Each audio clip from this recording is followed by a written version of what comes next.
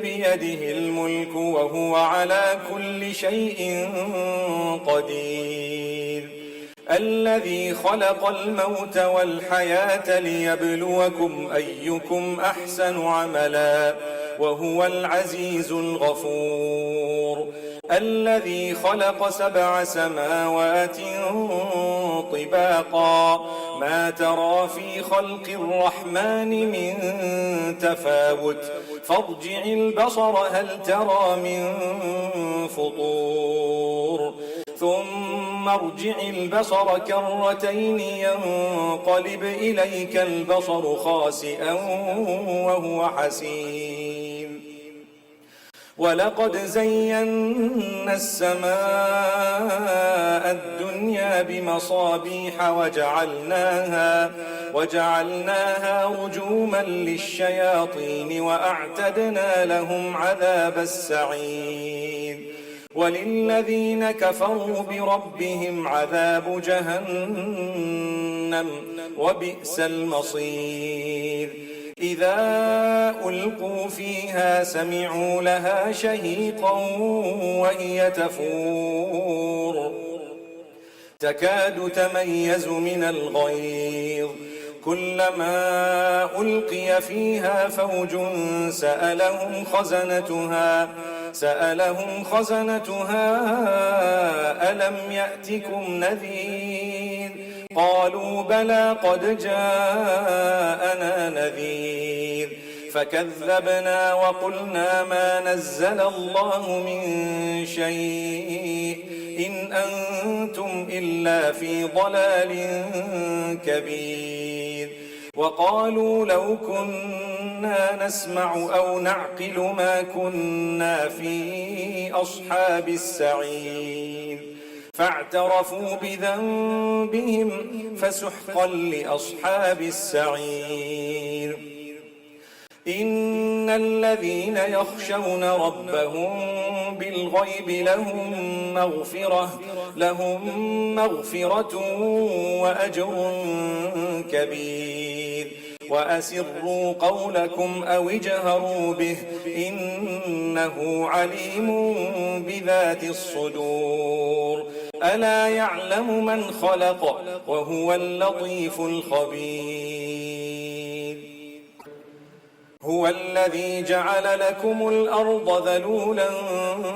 فامشوا في مناكبها وكلوا من رزقه وإليه النشور أأمنتم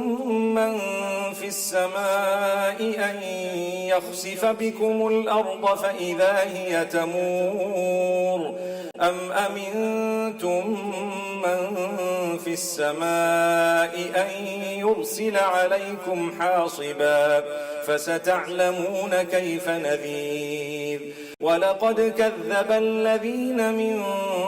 قبلهم فكيف كان نكير أولم يروا إلى الطير فوقهم صافات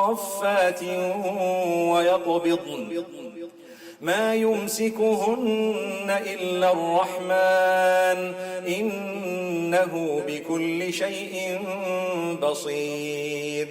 أمن هذا الذي هو جند لكم ينصركم من دون الرحمن إن الكافرون إلا في غرور أمن هذا الذي يرزقكم إن أمسك رزقه بل لجوا في عتو ونفور أفمن يمشي مكبا على وجهه أهدى أمن يمشي سويا على صراط مستقيم قل هو الذي أنشأكم وجعل لكم السمع والأبصار والأفئدة قليلا ما تشكرون قل هو الذي ذرأكم في الأرض وإليه تحشرون ويقولون متى هذا الوعد إن كنتم صادقين قل إنما العلم عند الله وإنما أنا نذير مبين فلما رأوه زلفة سيئت وجوه الذين كفروا وقيل هذا الذي كنتم به تدعون قل أرأيتم إن أهلكني الله ومن معي أو رحمنا فمن يجير الكافرين من عذاب أليم قل هو الرحمن آمنا به وعليه توكلنا فستعلمون من هو في ضلال مبين قل أرأيتم إن أصبح ماؤكم غورا فمن يأتيكم بماء